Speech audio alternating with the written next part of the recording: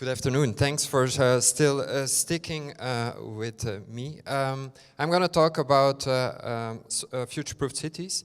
Let's see if this works. No. Try again. Okay. Yeah, okay.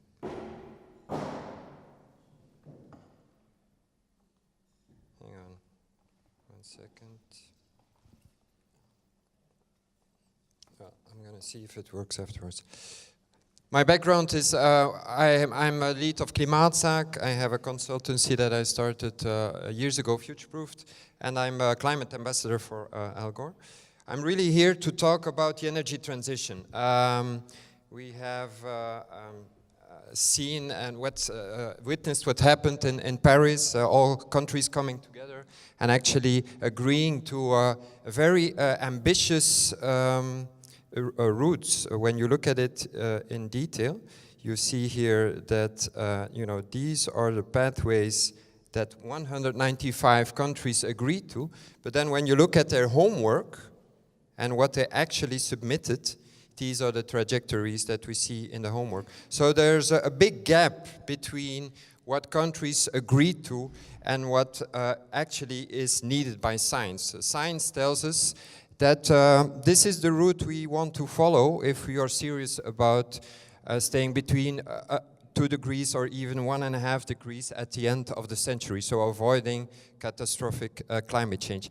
It's a very simple heuristic. It's actually every decade, every 10 years, we have to halve our emissions, and every 5 years, we have to double the quantity of renewable energy. So it's quite ambitious. And there's a big gap between our intentions and what we are actually doing. And what we see is that actually cities are taking the lead in this endeavor.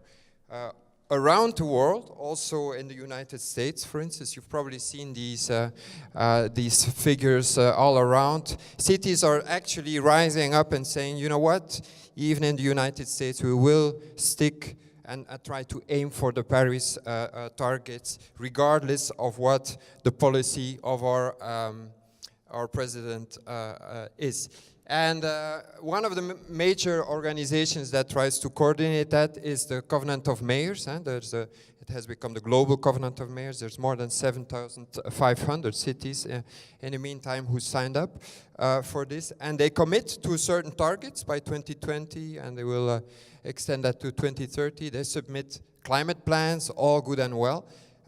Very nice plans. You can download them in PDFs everywhere, etc. And when we ask actually the civil servants and the eldermen who take responsibility for those plans in Flanders last years, we see that a lot of cities have those plans. But then when we ask them, do you know where you stand? How is it going? It's in Dutch. Hoeveel CO2 heeft jouw gemeente gereduceerd? Most of them don't know. And if you ask them, okay, the targets that you signed up for in Covenant of Mayors, will you reach it? Less than half knows if they will reach it. And there's a plethora of reasons. It depends on other levels. We can't convince our politicians. We can't reach citizens. There's many valid reasons. And very often it's like a one-man or one-woman show where people have to be the director of those climate plans, try to implement them, but at the same time have, permits to take care of and other things like that. So what we started doing in 2016, we started shifting from just a consultancy where we did projects and developed those climate plans to offering a platform. And that platform is called Future-Proofed Cities. We actually launched it early last year, early 2017. And it's a cloud-based software to help teams and cities in between each other to collaborate on those climate plans, to actually drive the action. Move away from the theoretical part, but start looking at how you can focus on those measures that save the most carbon and euros, how you can monitor whether or not you're moving ahead, if you're doing progress or not. But mostly, not only this internal part, mostly learn from your peer cities. What works in reality in other cities? How much does a renovation, a refurbishment program, or a renewable energy program, or a modal shift really cost? How long does it take to roll it out? What works, what doesn't? Learn from your other cities, avoid reinventing the wheel in hundreds of cities around Europe and the world. And then finally, move from this very theoretical plan to real action with your citizens and your SMEs. The goal we want is not only to reduce carbon, but to make, obviously, cities more attractive and livable. This is very briefly what it looks like. It's in French, unfortunately, this one, but we have French, English, and Dutch.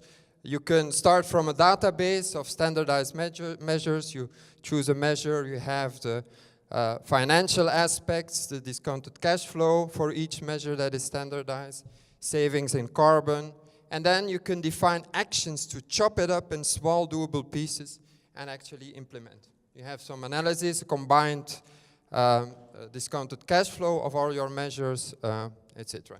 I only have 10 minutes, so I don't have a lot of time to go through it. So mainly those 4 parts: develop and focus on those measures that save the most carbon and euros. Visualize your plan and monitor it, but also look at the combined discounted cash flow of all measures. Learn from what other cities do and what works. We're still building out that part, but this is something that gives us a lot of good vibes, where you can look at another city and then convert their measures with all the real-world data and experience in it to your own. You can clone it and integrate it in your own. And then finally, an automatically generated public page in which you can engage your citizens and your SMEs to take up action and inform them of what's going on. Where are we today? We're building a very small community. We're just 1 year and a couple of months in. We have 20 cities on the platform for the moment. We started with this was 1 year ago, our first user meetup. This was in December. Now we have 20 cities, and we just signed another 42. And we're starting also to build this peer-to-peer view. This is not public yet, but in which we can map what happens, what works well, see details of emission reduction between 2011 and 2015, so that there's 2 things happening. On the one hand, a bit of friendly competition, looking at your neighborhood cities and municipalities and say, oh, they're better or worse than we are. But mostly peer-to-peer learning, so that, a region, a province or so can say, oh, what's happening here? Maybe we should step in and help. How come this doesn't move ahead?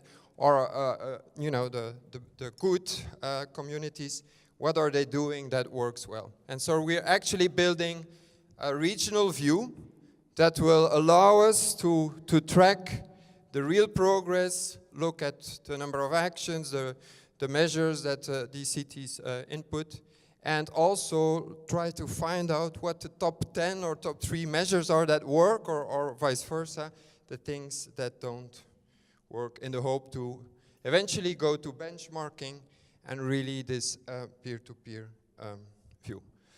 To close up, it's a big challenge that we are facing. I don't know if you've seen that graph.